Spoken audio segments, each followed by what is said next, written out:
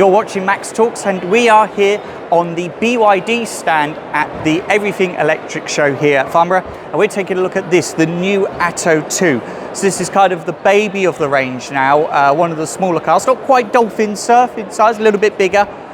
So think Ford Puma Gen E or maybe Hyundai Kona, Skoda Elroq, that sort of size of car.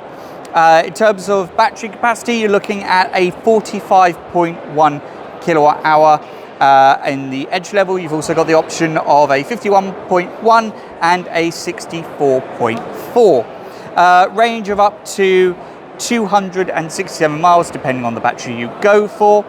You also get a charge speed of 65 kilowatts on DC, 11 kilowatts on AC. 30 to 80% takes about 20 minutes, so it's a little bit slow on the charge.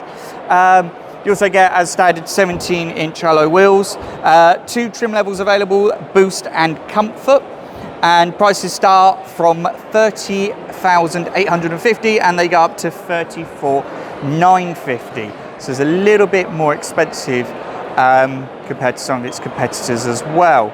But if we take a look around the back, you get a 400 litre boot capacity, and that goes up to 1,340 if you fold the rear seats down. But let's go and have a look at what it's like on the inside. Okay, so inside the BYD Atto 2, you'll notice it's very minimalist compared to BYDs that we're used to with the likes of the Atto 3 and the C-Line 7. But there are a number of things that are quite familiar. So on here we've got the screen, which is 12.8 inches on this model here.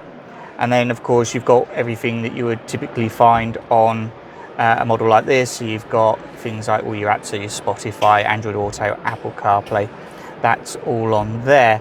Now interestingly, it doesn't look like on other BYD models that this screen actually rotates. I can't see the button to be able to do that. I could be wrong, but it just does appear that it isn't available on this one.